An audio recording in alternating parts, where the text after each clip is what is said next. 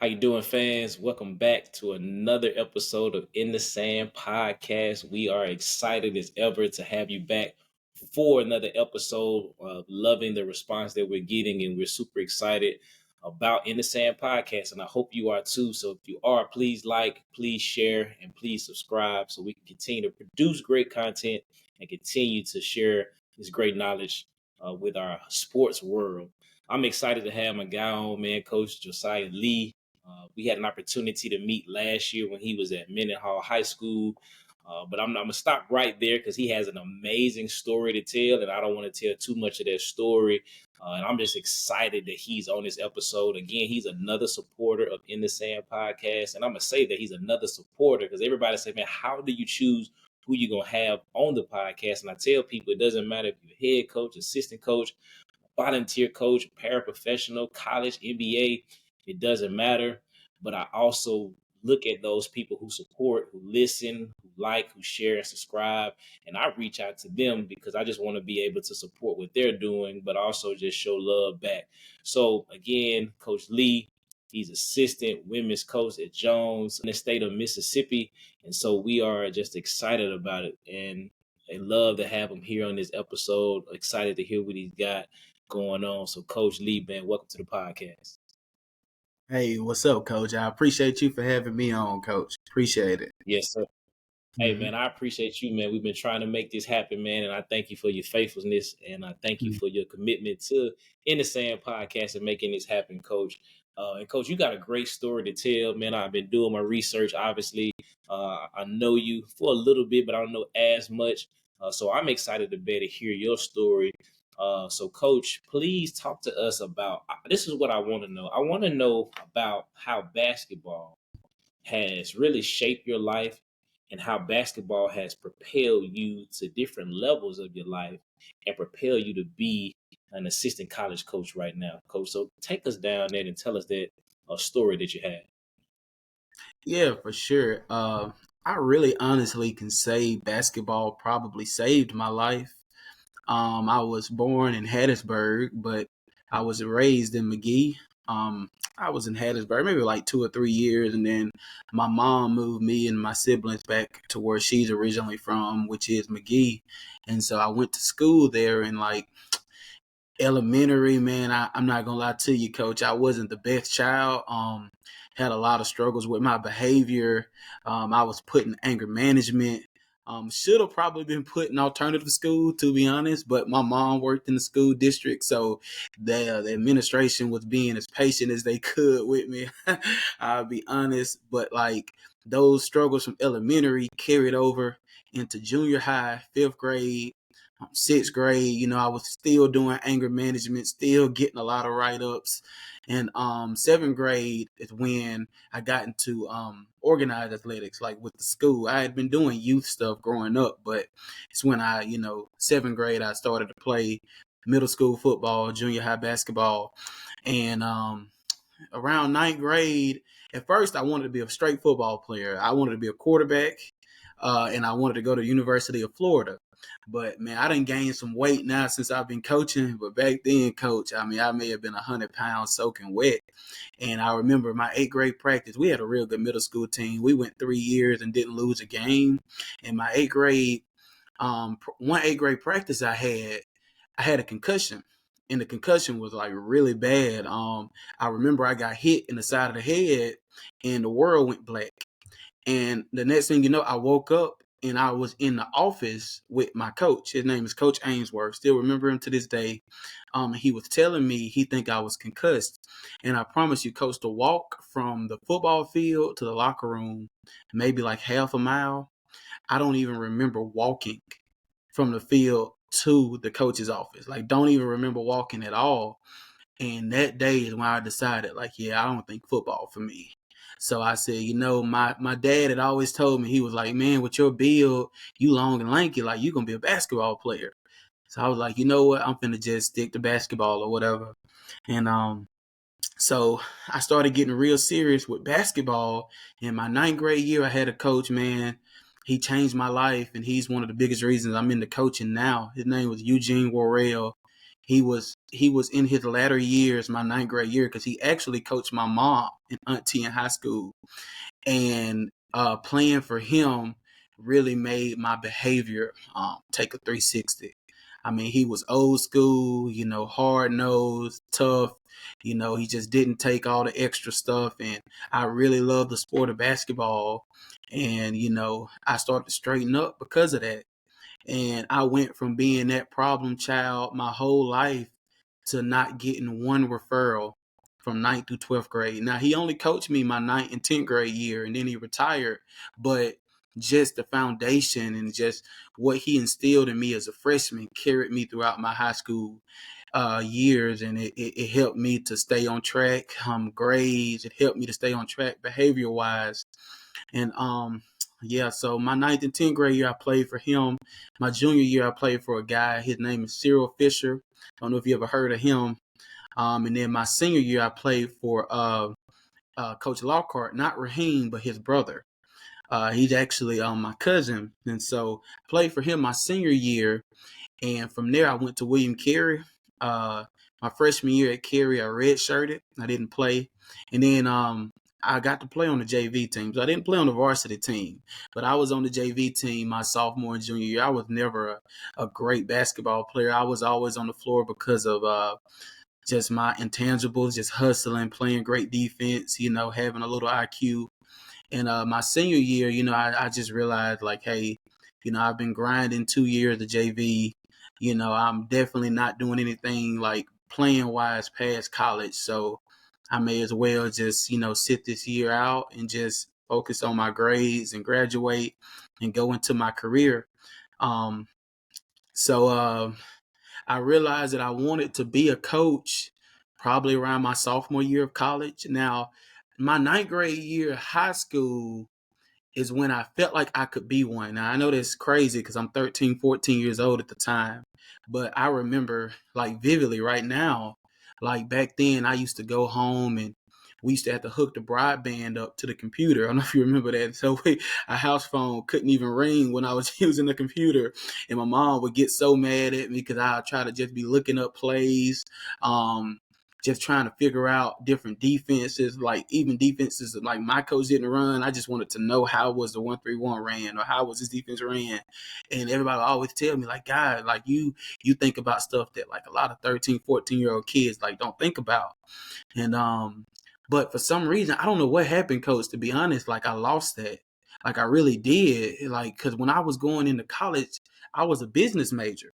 Like I wanted to be an accountant.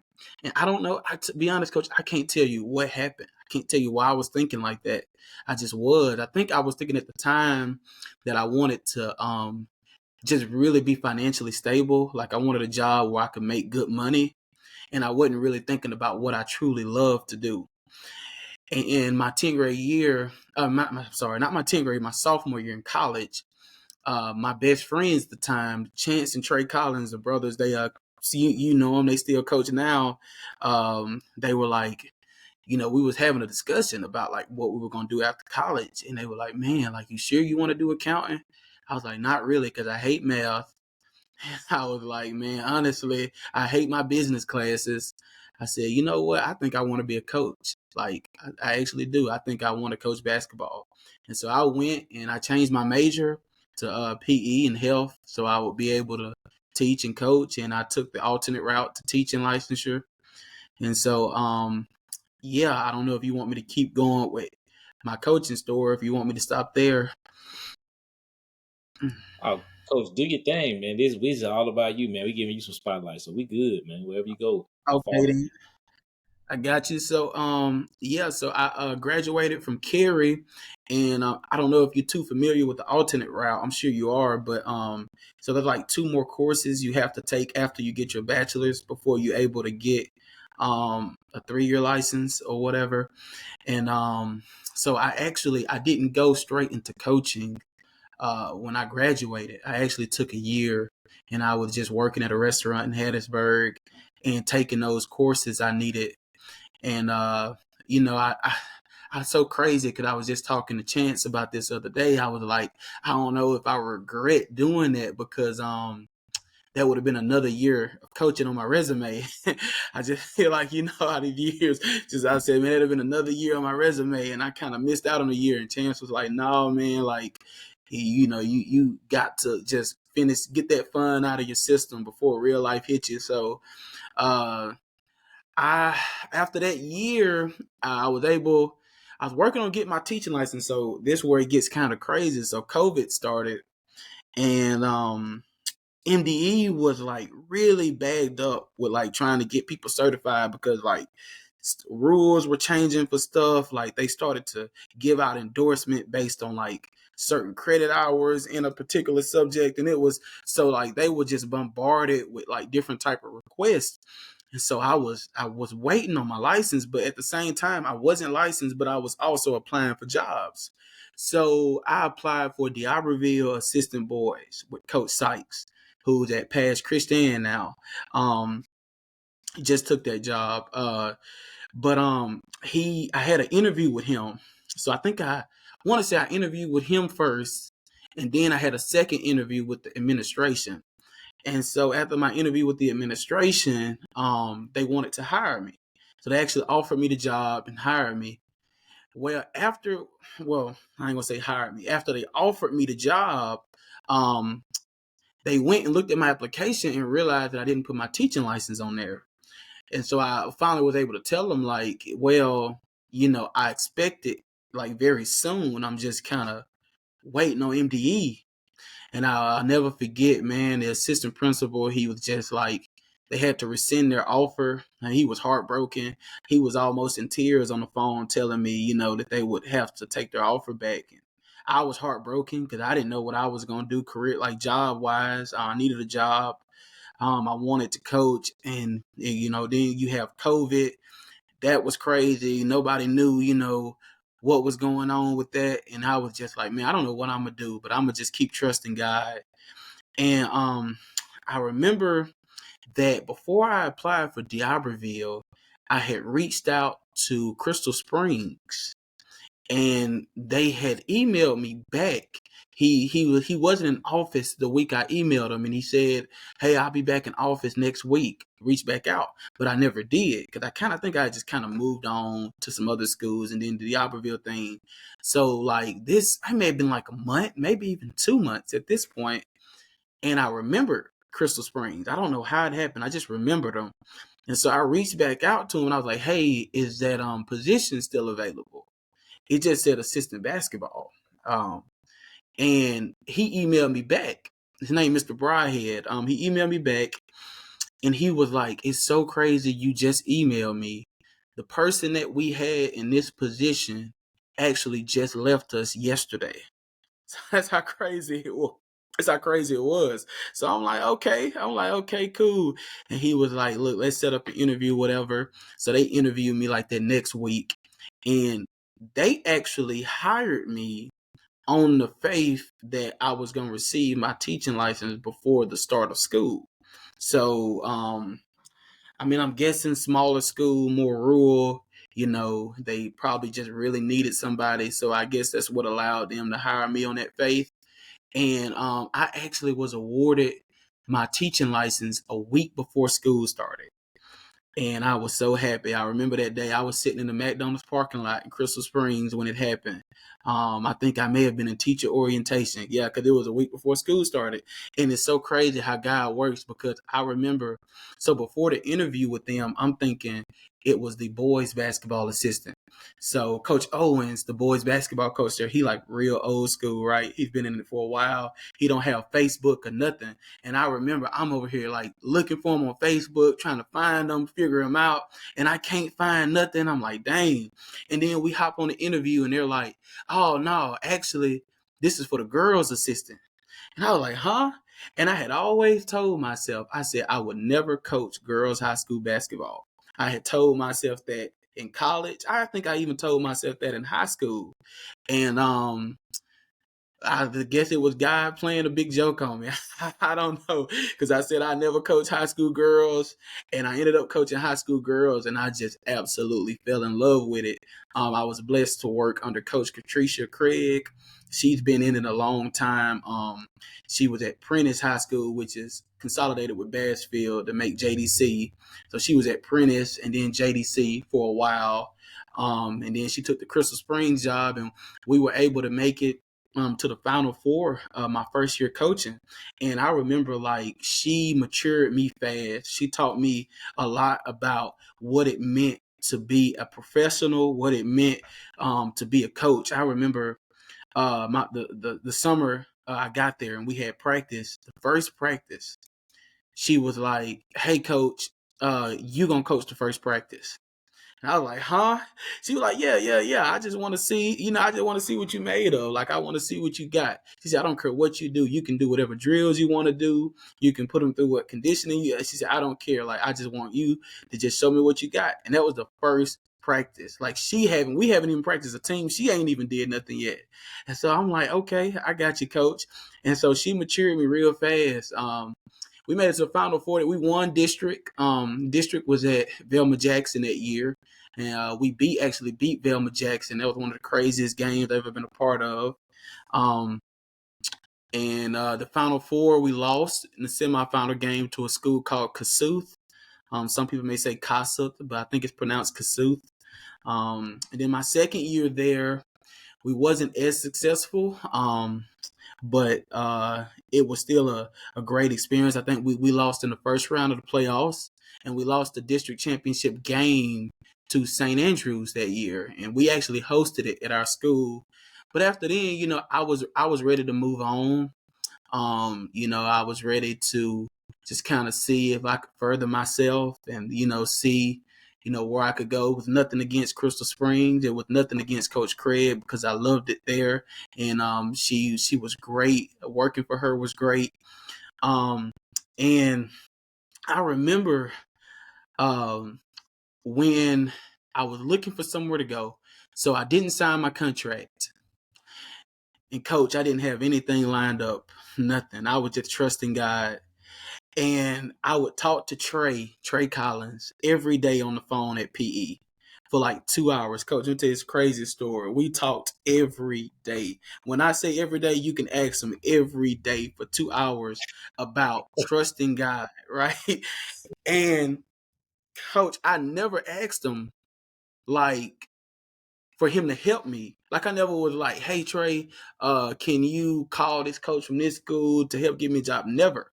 And he told me, like, down the road, after like a while after this, he was like, "I knew, you were a good friend and a good person when you wasn't calling me trying to get me to put a word in for you, but you were just literally calling me for advice." Because that's all I was calling him for, was just advice. So didn't have anything. One night I was at my house and I got on Twitter. And coach, I never get on Twitter. Like, never. At the time, I didn't.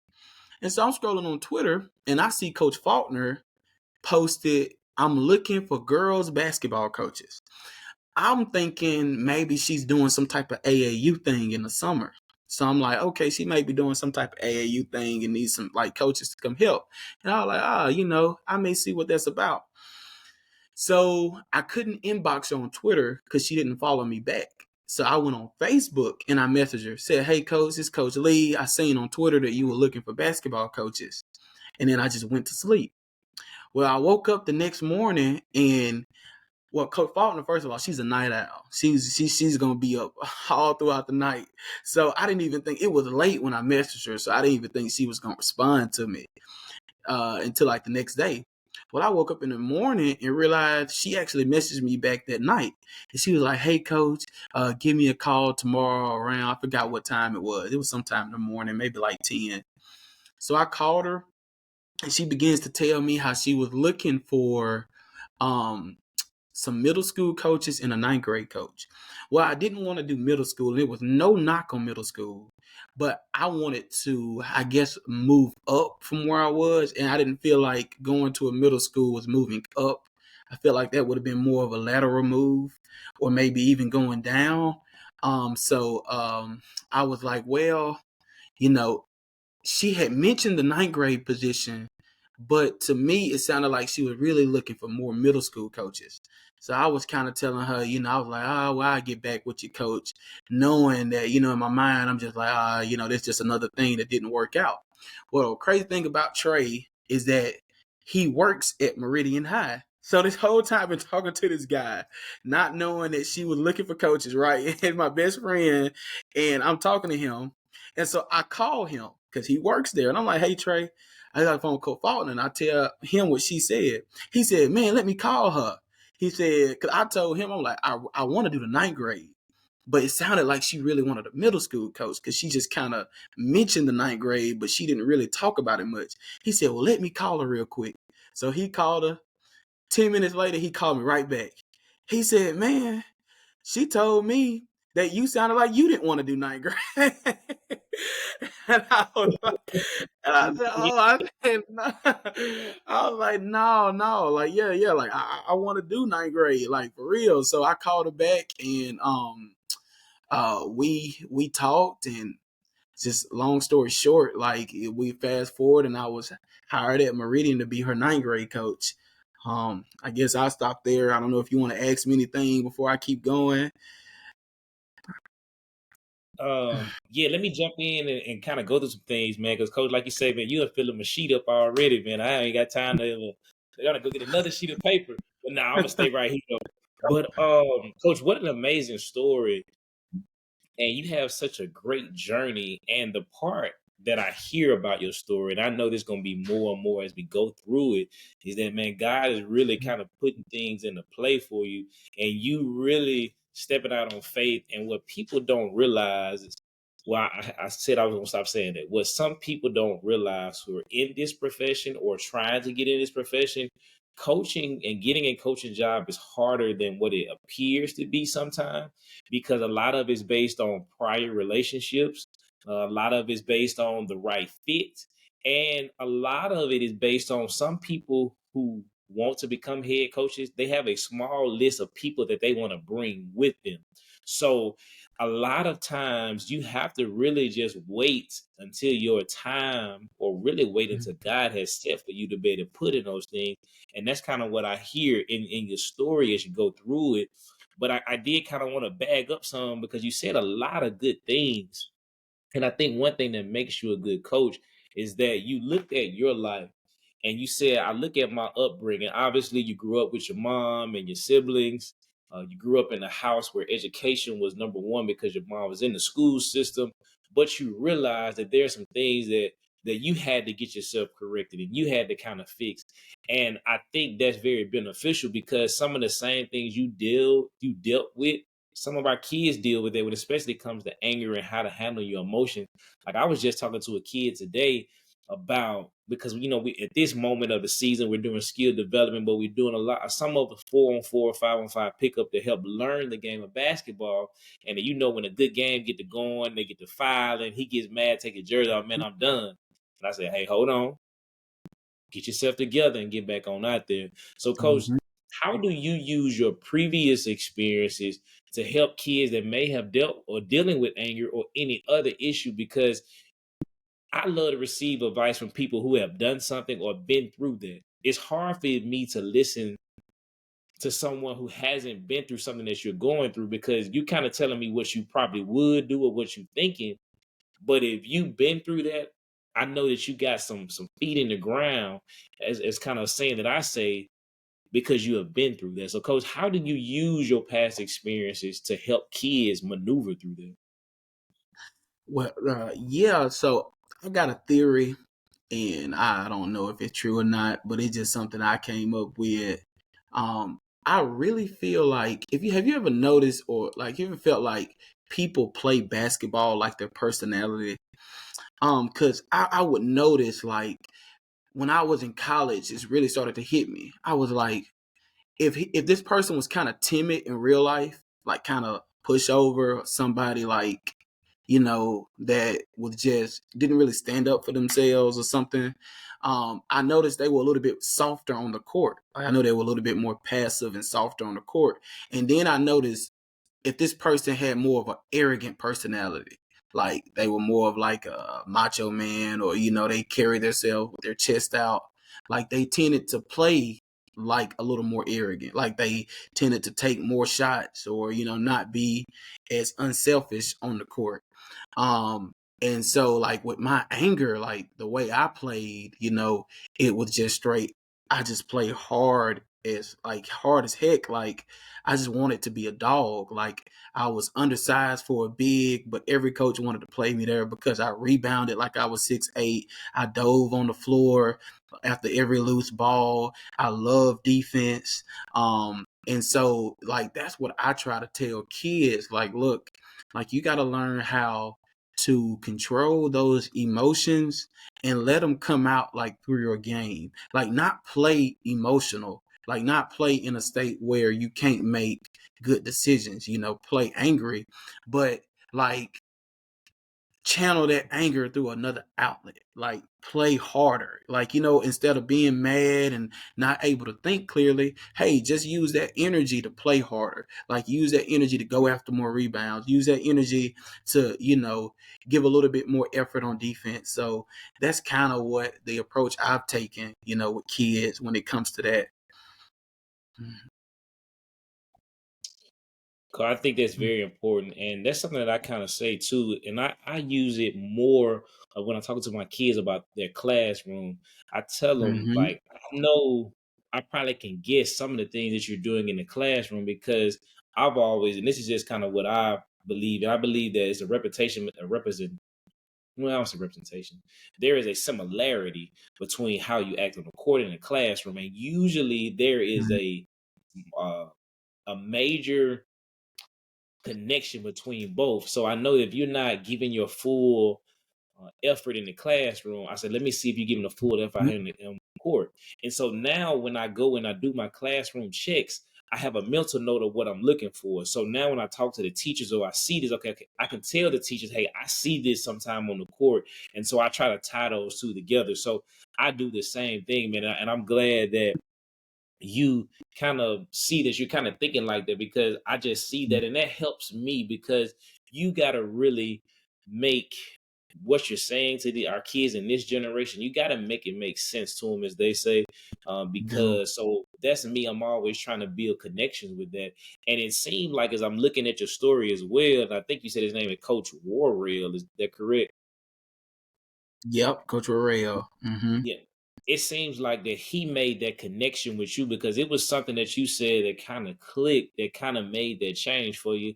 And I'm not sure if it's just having somebody of the male stature that you can look up to, but what made Mm-hmm. that click for you? Like you just said, you find something to make click with these kids, but as you reflect back and think, what made what he did click for you? Because and we all know when you say that old school coach, we know what old school coach means. Now, a lot of old school coaches, they probably couldn't coach in this generation because, again, it was different on how they maneuvered, how they communicated, how things were perceived. So, what did he do that made it click for you? Well, I'll say this. I'll say no matter how troubled a kid is, no matter their background or their environment, where they grew up, where they came from, if they have a true love for the game, they have a true love for basketball, then I think the right coach can use the sport to use that leverage to help them grow as a person. Because if they really love it, like they really, really love it, really, really want to play, no matter what their disposition is as a person, they're going to adjust to play the sport. And I think he knew that. Like he knew I loved basketball. So it was just a standard. Like, look, I know you have these issues and I'm willing to work with you on it. But at the same time, if you're going to play for me, this is how it's going to be. And once that discipline and that type of structure kicked in for me, I had a decision to make. I was like, I'm either just going to be, a jerk and not get to do what I love and want to do, or I'm going to fall in line. And I'ma just do what I have to do so I can play basketball. And in doing that, it really grew me as a person. So my advice to coaches would be like, yeah, you want to meet kids, where they at. Some kids need some caressing, some of them need somebody to talk to, a father figure. But at the same time, just have a standard for your program that they have to meet if they want to play. And if you do that, you will actually be growing them as a person, because they're going to do things that they probably wouldn't do because they want to play basketball. And then once they start doing those things and they start building those habits, next thing you know, they turn around and it's like, oh, I don't even get as mad as I used to get, oh, I actually do my work in class now. They don't need basketball to start doing those things. So, that's how I feel about it. I think that's very good, Coach. And again, I'm hoping that a lot of our coaches are listening, because these are things that we want to share to help all of our coaches be successful in all of our sports across the board. Coach, again, I had Chance and I had Trey on the podcast. I know you had opportunity to check it out, and I like the connection, man. I never really put two and two together that you all had a strong connection like that. Two Mm-hmm. amazing young men. When I think about brothers in the coaching game, I think about my brother, Coach Justin Sanders. I always got to shout Mm-hmm. my guy out. Yeah. And chorus, it's crazy how like Trey, and I'm not gonna say it's crazy, but it's unique on how he fell into that position at Meridian High School on the girls' side. And we just talked about Coach Faulkner. I'm gonna get into her and the great legacy that she built there. And then we talked also just talking with Chance about having a transition from Lake, being in a head coaching position, to come to Madison Central or Rosa Scott and take on that job. And he did an amazing job. Coach, I know that you all talked a little bit throughout the season, and I know we won't probably have them. We may get them on, but I know they're not necessarily on the podcast right now. But just talking to them throughout the year, if it's not too private, talk about some of the things that Trey talked about being a first year head coach at Meridian, following Mm-hmm. obviously Coach Faulkner. And then talk a little bit about with Chance a little bit, maybe the conversation that you all had, because with him, what him and I talked about off camera was just some of the challenges of leaving that quote unquote the head coaching position at Lake to go take another head coaching position, not in the same position on varsity, but at the ninth grade level. And let's talk about how his season, just some of the conversations that you all had, because I know we have some faithful listeners who, listen to that interview with the Collins brothers on season one. Yeah, I'd say with Trey, Trey is a very competitive person. Um, and he was on the boys side for all the years that he assisted, and then he was blessed to get that girls position. And I would say that maybe some challenges he had with just the team may not have been as talented as they had been in the past. So, being as competitive as he is, trying to navigate, the talent level he had. Now, he did have things to work with because they did very well this year. But it took him a little bit to get there.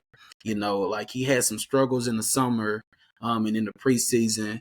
And then, they had to adjust to him because him and Coach Faulkner are two different people. So he had his opinions on things. So he done things maybe differently than how she would have done them. So they had to get used to him. So he probably had to fight those battles with them, embracing a new coach and getting used to a new coach. So I would say there may have been some challenges he had. And with Chance, Chance really enjoyed his time at Rosa. I know a lot of people question, him leaving late to go to Rosa, but I think that it was something it definitely was more than just like a career choice, like a career decision. It had some personal things to that decision also. And I know he loved his time under Coach Gardner. He learned a lot from Coach Gardner. And he got that little six championship this year. So he told me he liked the first championship he ever won as a coach. And so I was real happy for him, real happy for him. Yeah, he did. He did real good. Chance did. I kept up with him. My brother coaches at Germantown ninth grade, and they played each other. So no, no Chance. My brother said, at Germantown, he's gonna come get you next year, man, and get some of the wins back from you. And I'm probably starting some, Coach Coach Lee. But man, I'm excited to see both of those young men compete at that level. Coach, they raved about Coach Knight. Again, you had an opportunity to be able to play with Coach Knight. And Coach, this is one thing I do like about what you said, and I felt that same way myself. I wasn't the best athlete. Probably wasn't the best player on. Well, I knew I wasn't the best player, but I did what I could do, and I did it well. I was a backup point guard. I played hard. I was very respectful. I was tough. I was a great teammate, and I was like you. And hearing your story, Coach, I wish. Well, I hate to say I wish because God has a plan for everything, but looking at it, I didn't even realize that William Carey had. To be perfectly honest, the college program that they had and the great coach that they had. I didn't even understand that they even had a JV team.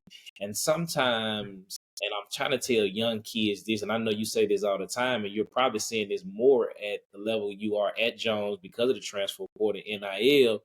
Sometimes you may have to go somewhere or play at a level which you probably didn't imagine yourself playing. But what is so key about that is if you can get to a spot, and I hope coaches share this daily with their players, if you can get to a spot where you can display your talent, that's important. And you can get to a spot that builds your confidence, that's important. And that can make the world of difference. And you see it a lot with individuals who are playing at this college level because a lot of our kids are going, especially because of NIL and the transfer portal, they're playing at a school where they're getting a lot of looks, reps, and opportunities. And now they are more presentable at the larger schools, and now they're getting back to where they wanted to go. So I like how William Carey has that program. But I'll ask this coach and keep moving. What makes Coach Knight special? I asked Trey that, I asked Chance that. So I want to give you your opinion. What makes Coach so special? Because I don't think he gets a lot of credit because of who he is and what he's done, and probably because he's at William Carey. But he has a historical record as well. So, in your opinion, I know you played for a small moment, but you had enough opportunity to be able to see it because I know you red shirt. It was the red shirt your first year, but how did you see his greatness at display every single day? I say the biggest thing that impresses me with Coach Knight is his ability to adapt to the game. Because he's been coaching for forever. I want to say he may have started coaching at Cary in the 70s. Like, I'm talking about, I wouldn't be surprised if it's about 40 years now he's been coaching. And you can just imagine, how different the game looked back then, how different the school was back then, the facilities, the funding, into what it is now. And the fact that they're still so competitive today, even though he's been coaching for so long and has seen the game evolve and seen so many different players come through. Like, he just not stuck in his ways. Like, could you imagine if in 2024 he was still trying to coach like he coached in 1985? Like, it just, and like, just so that's just crazy to think about, like how he's adapted. Great recruiter. Has great assistants and Coach PJ and Coach Burt down there. I mean, they do a great job in getting guys in. I mean, the 4 years I was there, we were able to beat Southern Miss twice. So we beat a Division I school. USM wasn't, at their greatest at the time, but it was still big for an NAIA school to, beat a Division I program. And that just speaks to Coach Knight, man. It really does. Yeah, and I apologize, Coach. I didn't realize you stayed all 4 years, man. So I'm sorry about that. I got my Mhm. notes mixed up. Oh, So that's an amazing feat with that. And coach, like you said, beating USM, I know y'all turned up, man. Being right there, right down the street. yeah, yeah, yeah, Them it guys at was. USM, man, them guys at Hmm. USM, man, had to run the bleachers, run the stadium, everything, man. Yeah, yeah, yeah. It was something. So, Coach, let's fast forward a little bit. Who is that? Yeah, Coach Winnington, from East Central. He was talking about being kind of caught up in that COVID in between coaching jobs and in between knowing what you're going to do. And you shared a little bit about that. And it's amazing. A lot of people did. Like MBE was so backed up. And coach, Yeah. I know there had to be a challenge because, man, not having your license and knowing that you have it, but waiting on them, you like, man, come on, y'all got to do this. And for them to kind of decline you, obviously there was a reason for it. But it was amazing that Crystal Springs, and you're right. Sometimes some schools, I think, coach, they saw a lot in you. Obviously, they Hmm. probably needed to fill some position, but I think they saw a lot in you. Yeah, Coach Owens, man, he's definitely one of the older school guys that are still out there, Yeah. still doing it. He Yeah. might be quieter than me on the sideline, but man, he's funny, man. But he's a good guy. And then Coach Craig, man, Coach Craig.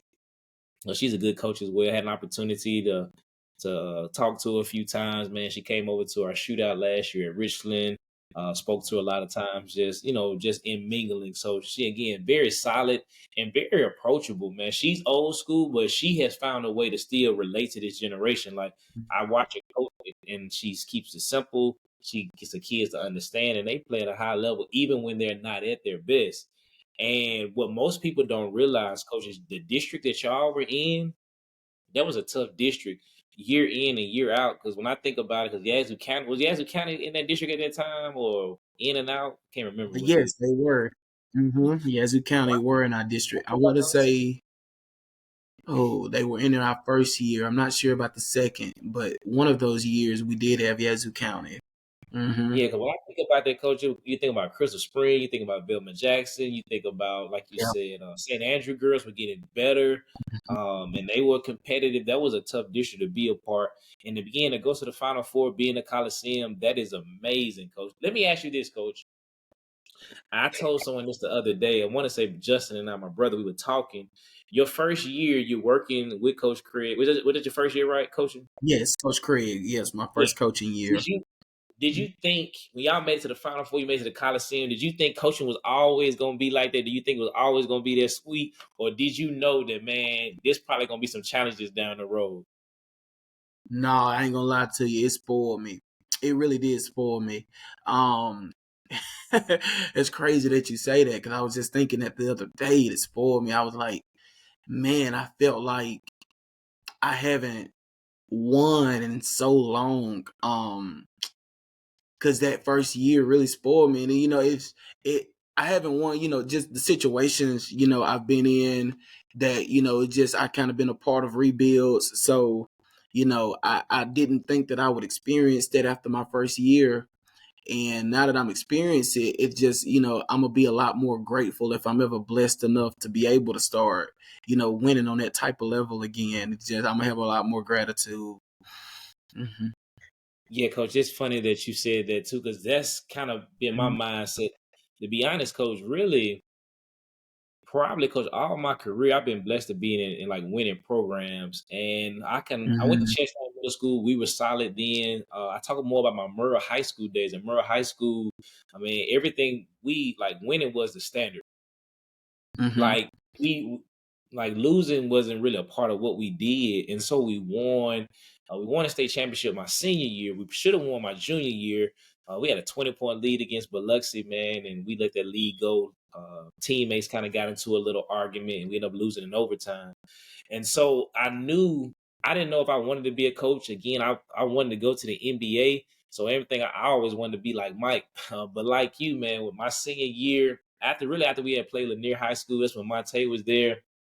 I was looking in the Hmm. paper, and something hit me. I was like, man, I'm in the coming off the bench, but I realized I'm looking around. Some of my classmates are signing up for college or registering for college. I guess is a better choice of words. And I'm looking around. I said, man, I might need to find me a plan because I'm not think I'm gonna get this scholarship. And I had a brochure and it said like basketball coach, and I said, well, I want to do this. And I said, I don't want to be a teacher. But if this is what I got to do to coach basketball, this is what I'm gonna do, and I got to come back to Murrah High School. So I want to say my junior and senior year, man, I go back help out the ninth grade team. We did good then. I get my first job at Murrah High School. I'm excited, and I'm asking about being the assistant coach, but they already got somebody, so I'm disappointed with that. But I Mm-hmm. volunteered. And so, coach, that very first year, my very first year, we could have won the state championship because we had so much talent that year. We had Don Drikers, Nelson, we had LaQuinton Ross at that time, and so many Mm-hmm. other people my very first year. And so, coach, all I ever known was just winning. I didn't get the job at Mm-hmm. Murrah High School. I went to Germantown High School, and so I get to Germantown High School in Gluckstadt. The second year is open. And coach, we struggled naturally. When you got a school that's just starting, we struggle. And that's when it really hit me. And I was like, man, I thought coaching was easy because I had always seen winning. And so we struggled my 4 years at Germantown. I get my first head coaching job at Pisgah High School. My first year, we struggled. I was coaching girls and boys. The girls, I think we won 4 games that year. We were 4-24. And the boys, we end up winning, maybe we won 10 games. It was the first time they had won 10 games in a while, made the playoffs. But it was a grind. It was a grind all the way through it. Just ended my second year at Richland High School, and it's been a grind.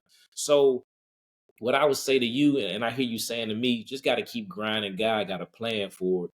But I'm like you, man. I've only seen one way, and that's where I'm trying to get back Well, to, man. And I'm having faith that we're gonna do it this third year, and y'all gonna do it as well at well, Jones. I'm gonna it's talk more. Go ahead. well. No, I was about to say it was crazy. You were at Germantown. You would have been coaching against me, I believe, because Germantown, want to say, was in our district my senior year of high school. I want to say, if y'all weren't in our Yeah, district, I know we played y'all. I think Coach Gatlin was there at the time. yeah, Coach Gallon, Spencer Gallon, that's my So, guy. And Coach, that's my next question. What high school did you go to again? I missed it in the first part. no, I went to McGee High, so this would Oh, have been. I want to say only we may have played y'all my junior year too, so this would have been around 2013 to 15. yeah, that's what it was. Cause I left Murrah High School, small world, man. I was at Murrah High School from 2009 to 2012, and so Mm-hmm. I had to be at Germantown from 2013 to 2017. Yep, small So world. Yeah, yeah, that was. man. Yep, that's the Yeah. other team. Oh, I'm glad you said that, man. That's the other team. I couldn't remember who was the other team in that district because people didn't believe that Germantown was 4A. So that means it had to be, was it McGee, Mendenhall, Germantown, Richland? Was it it was Raymond, Port Gibson? Or, right. Well, I know at one point in our district when I was in high school, it was Richland, yep, Florence, Raymond, it's right. and Port Florence, Gibson. yep, that's what And it was. yeah, but then y'all joined our district. And I remember y'all vividly because in football, I remember playing y'all. And then I remember going up there for basketball and thinking how pretty the school was. I was like, man, this school is amazing for a 4A school. Yep. And yeah. And then after that, y'all just grew and grew and grew. So, No, it's a mhm. small world, man. Again, I didn't even realize that, man. But I have been racking my brain for like a couple months, thinking like, who was the other school? Because I was doing the count. I knew Florence, and I was like, who was the other guy? I don't know why I didn't think. I knew Mendenhall, but I don't know why I didn't think McGee. But man, I'm glad. I Mhm. was thinking like, man, who was the other school? But yeah, I tell people that, man. Like Germantown was 4A, man. Like I said, when I That's what when they left, say. Mhm. yep, it was 4A. People don't believe it, and it grew so fast. Like you said, when I left. Yeah. Uh, we were 5A still. We were still 5A because we was in the district with Neshoba and Canton, Mhm. Ridgeland, and Holmes. I believe was Holmes County. That's when I left in 5A. So yeah, it had. Of course, my brother's there now, so I feel like I'm still a part of it.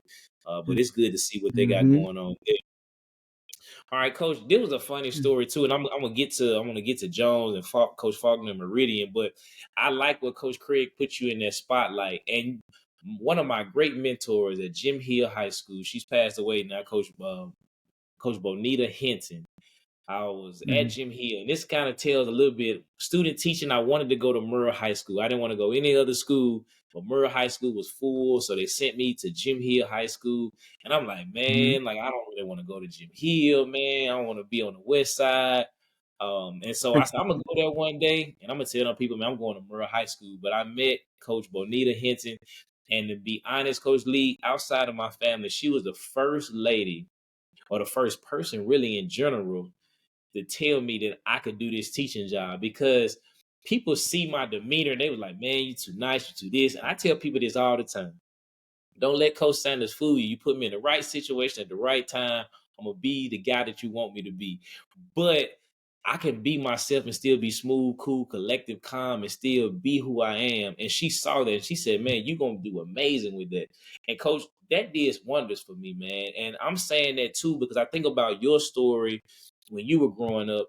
You really got to be careful what you say to people, but if you got an opportunity to put some encouragement in somebody to do that, man. And she made me feel, and I said, man, she feel like I can do it, I can do it. And I said, man, I'm gonna be the best teacher and coach, because everybody in my school, they were like, man, well, people in my church were saying, man, you a little too nice, them kids gonna run over you. And coach, I'm looking like, man, what y'all seeing me? Like, you think these 18-year-olds gonna do something to me? So I'm thinking like, man, I might be a little nervous. But man, in student teaching, everybody know how that go. So she said, I'm going to the doctor, coach, and I want you to watch the class. So, coach, I'm in there, man. Of course, I'm at Jim Hill. I'm like, man, these kids. And so I'm thinking old school. Like, you could tell these kids something and they gonna do it. So she left them a test and Mhm. assignment. And I know she knew what she was doing. So I get in there, give the kids a test and no talking, et cetera, et cetera. Them kids look at me, man. They using their phones. They ain't listening to me. No lie, coach. I'm looking at my clock, man. I'm like, man, I'm ready to go home because I'm angry. I'm questioning myself, and I'm mad at Coach Henry because I'm like, why would you leave me in here?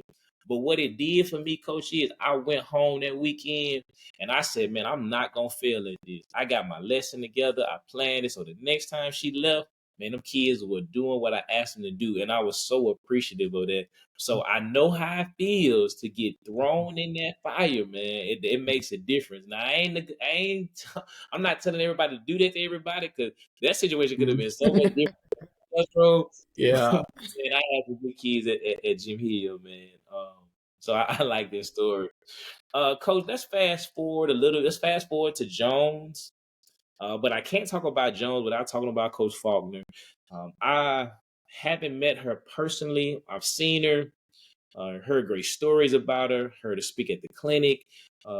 Good friend of mine, Coach Foster, in Monroe High School. Of course, when she was at Brandon, Coach Foster Meridian, they had great battles. They always wanted to play each other. Spoke highly of her.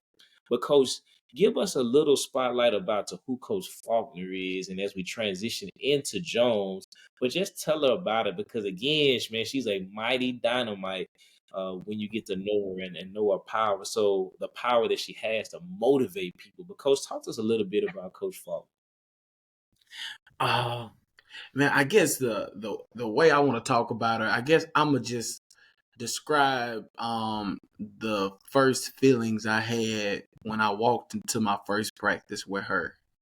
Um so I get to Meridian. She let me come watch a practice before I started. So like I was able to go up there, see a practice, and then start like a couple weeks later. And I remember just walking in, and her culture was just something I had never experienced before, not playing or coaching. It was the energy, the effort, how hard her practice was, how tough her players were. It was just, I mean, I had never seen anything like it. I remember wondering, they had just won the state championship the year before, and I went to that game. They had played Harrison Central.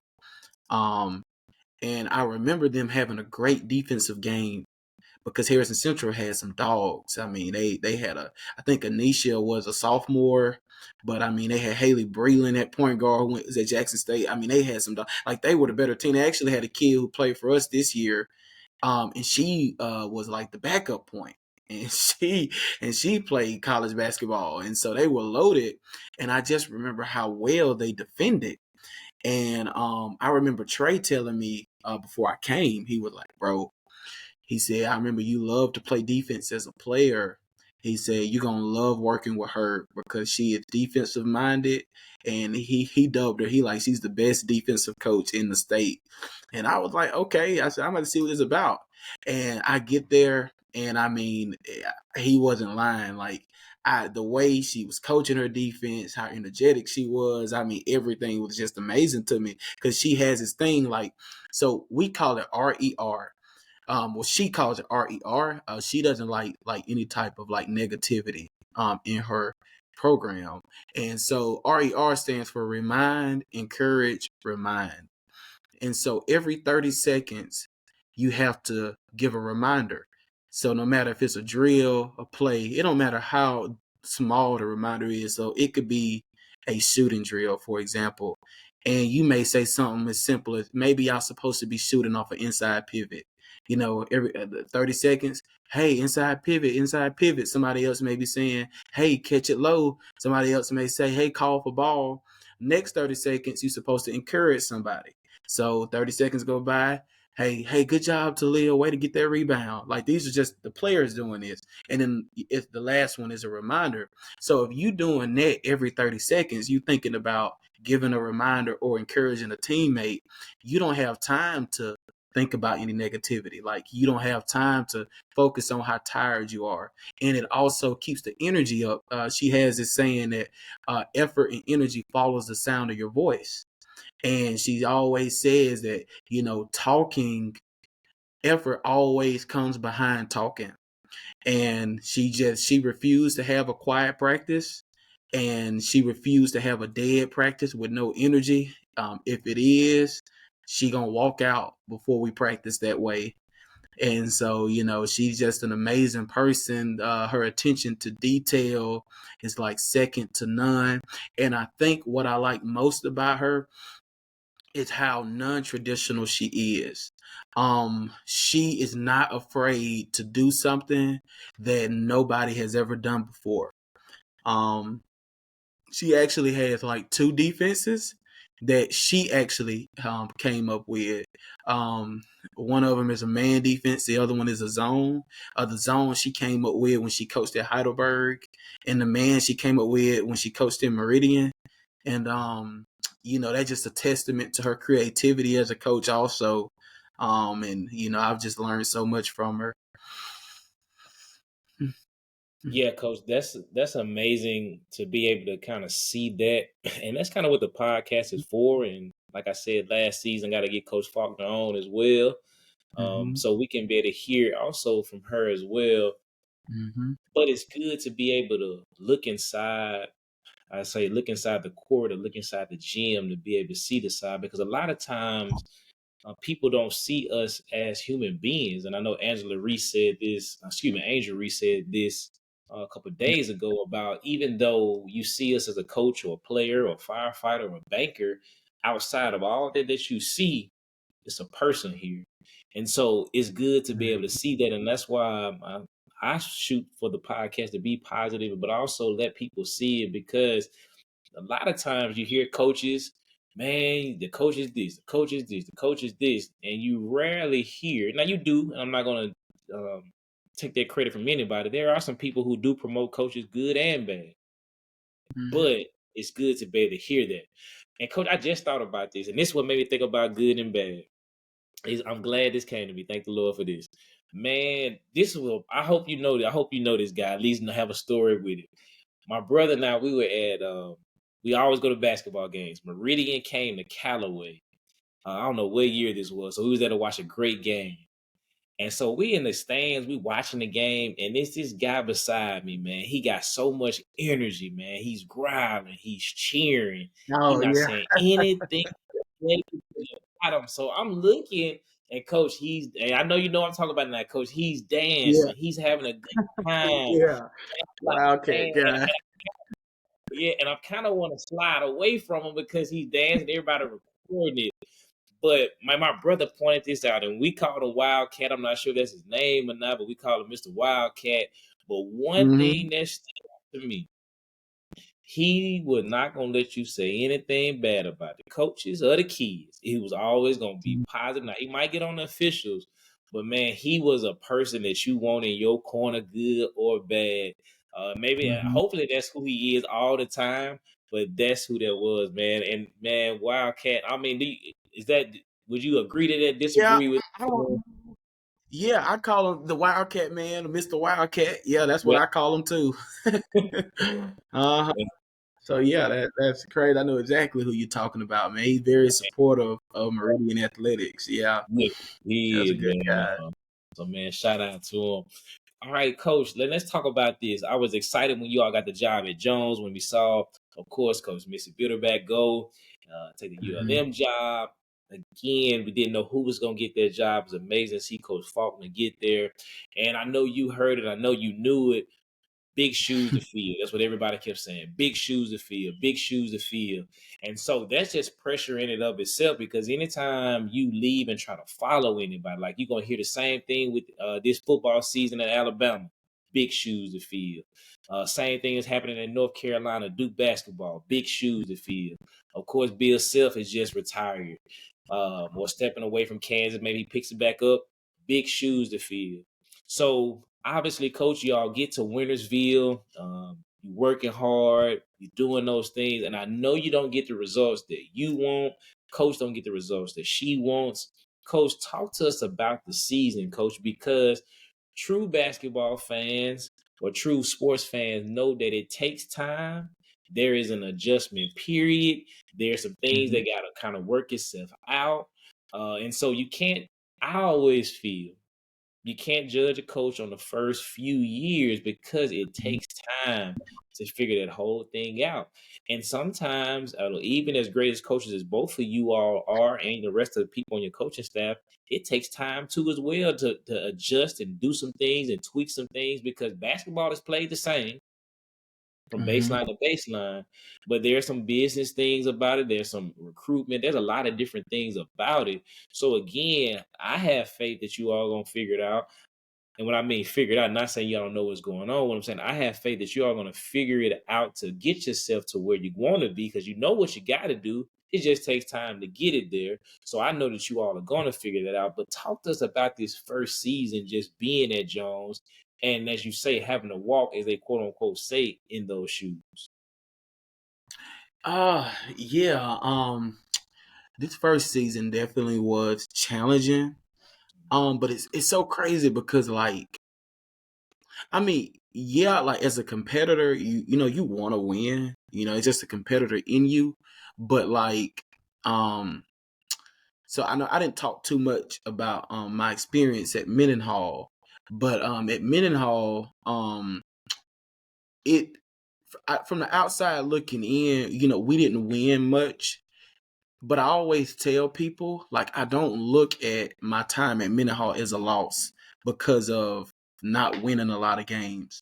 Like, I just don't feel like it was a loss because I feel like I learned lessons from my time at Mendenhall that I never would have learned unless I went through it. Like I learned stuff about being a head coach, about managing a program that I just wouldn't have learned without that experience. And I can say that the same thing about this year. Like, yeah, you know, it was a rough year. It was. I mean, we went through a lot of adversity. I started in point guard, tore her ACL in our jamboree. We had our starting four. She tore her ACL before the season started. We had a lot of people in and out of lineup because of injury. I mean, it was a rough year, but I mean, I don't look at it as a loss. Would I have liked to won and been more competitive? Yes, but I definitely feel like I learned so much from this past year that's really going to help us, you know, going forward.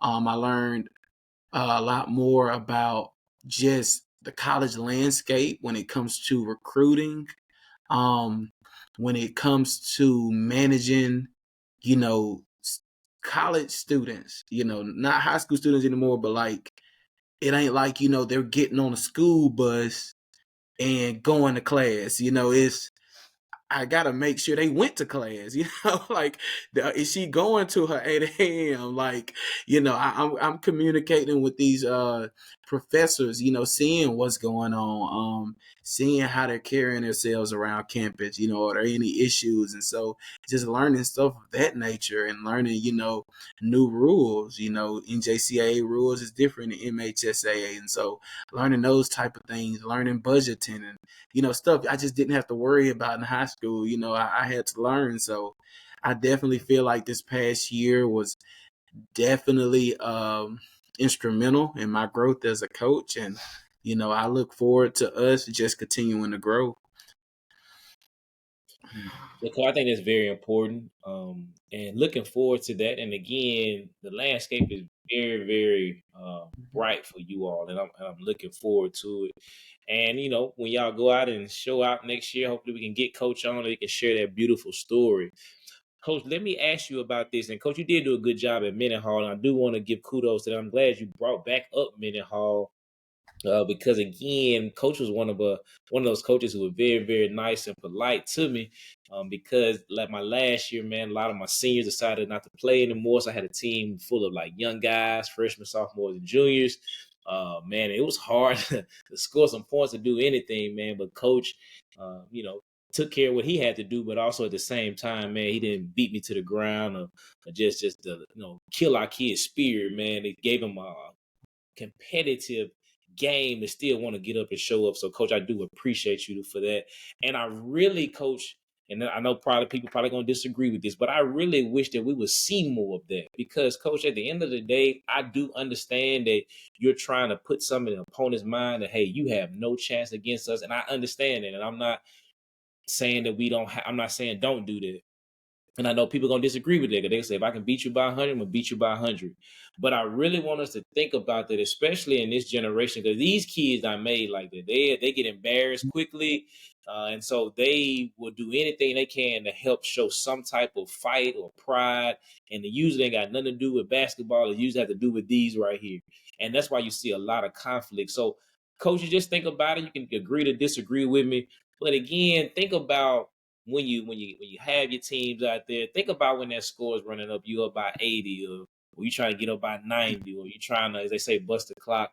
Think Yes. about, they always say it hurts the kids, and I think it does hurt the kid, but it does at the end of the day, we are colleagues, and it makes it tough. If I go and I beat Coach Lee by 90 or 100 points, those kids, they gonna think about it for a little bit, they gonna laugh, but I guarantee Coach Lee gonna always remember that 100-point loss. And now, Mhm. and he has a family to go on home to, or this coach got a family to go home to, or she has one, or he has one. So, this is just me from In the Sand Podcast. You can agree to disagree, but let's take it easy. Sometimes I'm not saying take your foot off the gas, or your team obviously is not prepared. What I'm saying, just think about that team across the way. Think about that coach across the way, because they got a family, and that's a hard thing to live up to and look up to. So, Coach, I do appreciate that, and I told you this before. But again, I'm just saying it publicly as well. I do appreciate that as well. Yes, sir. No problem. No problem, coach. Because I'm gonna ask you this, and then I'm gonna ask you one more question. I'm gonna get you out of here, Coach. I want to talk about defense, Coach, and this is another part that I heard a lot of people on X talking about, or IG, or Snapchat, TikTok. They were talking about the defense that LSU played on Caitlin Clark in the Elite Eight game. Now, I'm gonna always be a defense of coaches. I'm gonna come to their defense, but to me, I felt like people put too much emphasis on that coverage, on that defense, because I'm always looking at there's some other things that also cause that. Like, if LSU still played that same defense, and LSU would have been able to do some things better, like get back in transition defense, maybe had an opportunity to expand the offense, because they kind of got into a high-low set and it became routine, the same thing they were running over and over again. So to me, I felt like the defense, yeah, it could have been different, but people put zone so much in on, well, should have did this and they would have won. We can agree to disagree. But here's the question that I want to ask you, Coach. You playing a player like Caitlin Clark. Obviously you scouted, you know her strengths, her weaknesses. And let's say, Coach, you coming into the Final Four or the national championship game, to pick your brain. What is your defensive strategy that you're going to try to, I guess, fulfill against Caitlin Clark to help her be maybe not as successful? Because you've been around the game. Great players gonna still get buckets regardless, but you got to make it as tough as possible, Coach. And I know it's a Yes. kind of a maybe not a prepared question, and so you have to get the most perfect answer. But just going on top of it, I know you probably thought about it, being defensive minded as you are. How would you defend Caitlin Clark? Uh, Yeah, well, first, on the LSU thing, I definitely agree with you, coach. It's easy to say, from the outside looking in, what should have been done. But, that coaching staff is experienced. They've been coaching a while. I know they've probably never seen anything like Caitlin, but I mean, I'm sure they have video coordinators. They watch film themselves. They have deep level statistics. They probably know what she shoot from certain areas of the court, where her percentages are, and how effective she is in different spots. So I'm sure that the game plan they came up with, they felt good about. They felt like that was the most effective game plan for them. But me personally, I'm just a big believer in, if you're going to beat me, then you're going to have to beat me in not doing what you're great at. And my main thing would just be really limiting the amount of it's easier said than done. Don't get me wrong. It's a lot easier said than done, but I just feel like you really want to limit the amount of threes she's able to get up. I'm not even talking about um contesting her threes. I'm not even talking about, great contestant having a hand up because she shoots so well. It seems like that don't even matter. My main thing would be, look, I don't want her to shoot the ball at all. And I know that's difficult when she's in transition. I mean, she shoots the ball so fast, it's hard to not let her shoot it. And maybe you don't want to just give up an open path to the basket where she gets an open layup. If in transition, maybe there's not much help back. She relocates well. I mean, you could be playing great on ball defense. She gives it up to somebody around the elbow area, then just relocates. She gets an inch of space, gets the ball back, and it's gone. Like, it's so. I mean, it's difficult. It's really difficult. But I mean, on ball screens, I'm thinking I'm blitzing, or at the very least hard hedging. But I'm definitely trying to get the ball out of her hand, off of every on ball screen. Um, and I'm just trying to get her driving as much as possible. Yeah, just pray that she has a bad night. That's pretty much all you can do at the end of the night, is probably just pray she's not making shots that night. Yeah. That's true, Coach, man. And I like your honesty, and I appreciate it. Like you said, this is no perfect way to defend it, because when you was talking about like even driving, giving a straight path to the lane, it made me think about the year when James Harden was having, like, well, those couple years he having those amazing years, and the Utah Jazz, man, they were literally standing behind him so he wouldn't shoot it and just giving him a straight. Yeah. So Yeah, that's what I'm saying. It's tough to be able to do it. And like you said, I'm just mhm. listening to what you're saying. And as you're talking, because I'm thinking about it, you listening qualities that she has is like Steph Curry and, of course, the James Harden of Houston. So, and I look at it, man, you struggle with that because even now with James Harden, being, where he is now with the Clippers, he has become, obviously, he still can shoot it, but he's more a facilitator now. And so she did a great job Mhm. facilitating as well. So, tough Does. matchup. Mhm. So I'm excited about it. Coach, most popular question that we have on the podcast is, Coach, I always talk about NBA and I want to leave WNBA out as well. So I would like you to say that, just name some of the greats. But Coach, what would be your all-time starting five in the NBA of all time? All time starting five would probably be point guard, maybe Steph Curry. My shooting guard, uh oh, this is tough. You know what? I'm gonna take that back. I'm gonna go with my point guard being LeBron, and I'm gonna go with my two guard probably being Kobe. My two and three, Kobe and Jordan. I want my four to be Tim Duncan, and I know that's not gonna space the floor well, but Tim Duncan is one of my all-time favorite players. So I want him as my four, and probably Shaq at the five. Or Nikola Jokic, Shaq or Nikola.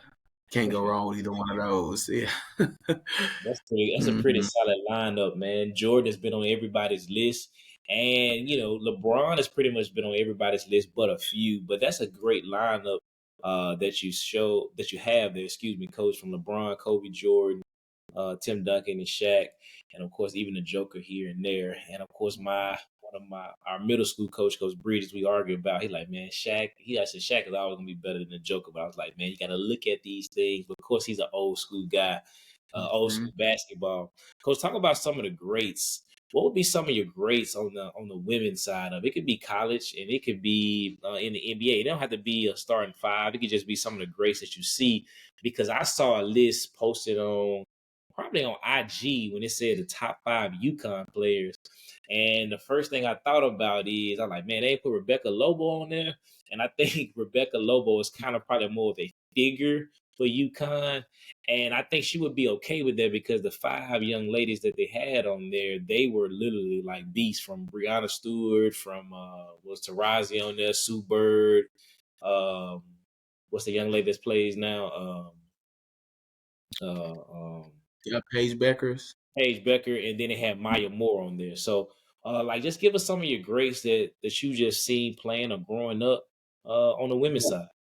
Yeah, for sure. All of those you just named, Tarazi, Bird, Maya Moore, and who I think is,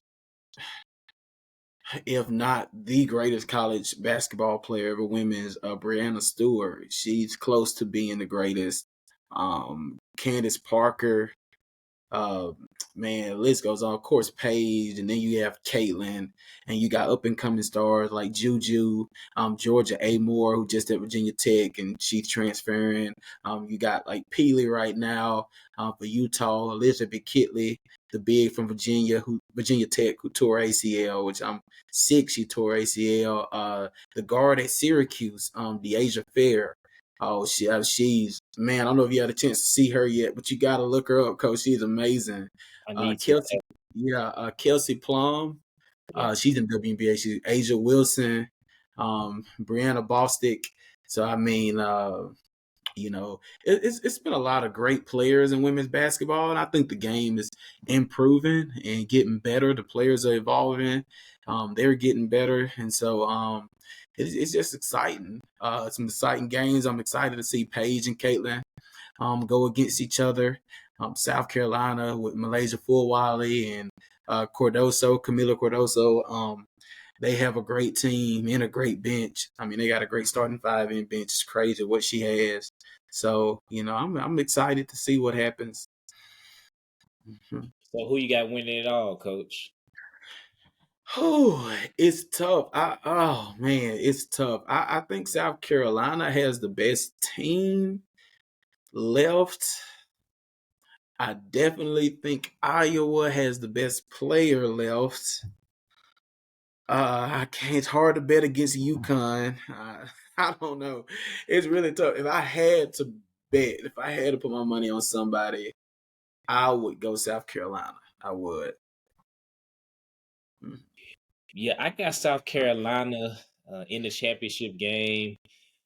Um, I just in my mindset, I love scenarios. I'm thinking if Iowa can get there and they play South Carolina, I was questioning because South Carolina has some of the same dilemmas or the same dilemma that Mm-hmm. LSU had when it comes to some outside shooting, even though they kind of dispel it a lot. They say we do shoot it, but again, there is that kind of question mark there. But they do shoot it well Mm-hmm. and they shoot it with confidence.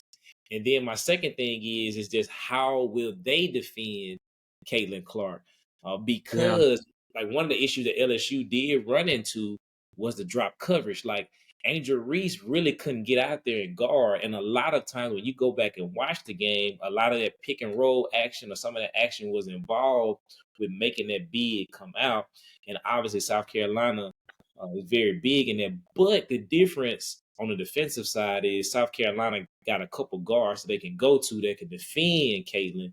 So I would love to see that matchup again, but I'm gonna probably go South Carolina. Well, I'm gonna probably go South Carolina as well, but again, can't look past North Carolina State, I believe, but NC State, because they playing pretty good.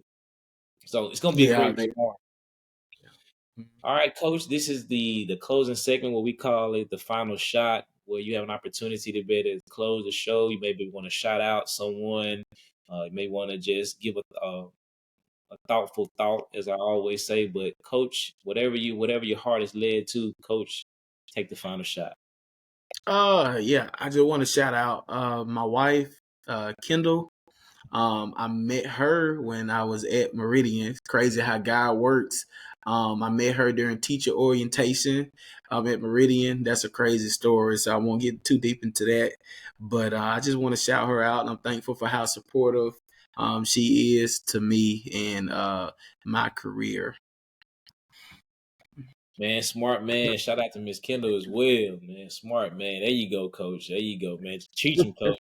Yeah. Um, Coach, man, I'm definitely excited about it, man, and it's an amazing thing. It's also good to have somebody who really supports you, all jokes aside, Yes. because it is a task in and of itself. And then, coach, you're doing it on the college level, so you are probably always going, always recruiting, always on the phone, on podcasts all the time. So, shout out to the wives who making us look better each and every day. So again, coach, I'm excited about it, man. I'm looking forward to for what you are going to do in the upcoming season, and just man, more power to you, blessings to you. As always, I always say, y'all go out and support these college coaches that we have, high school coaches. Go out there and support them. Give them a word of encouragement. Don't be that negative, as they say, that negative Nancy, that negative Nathan. Be a positive influence.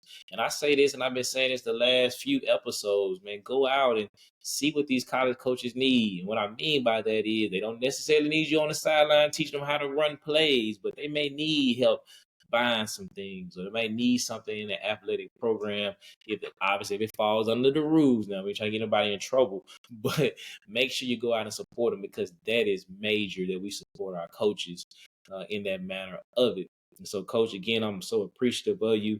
I'm appreciative of everybody who comes out and support the podcast. Please please share, and please subscribe. That would do so much for my team and I, to have our subscribers, to have the audience grow and grow and grow, because we're going to do something major. So until next time, as I always say, be nice. Please be kind to someone, and we'll see you on the next episode.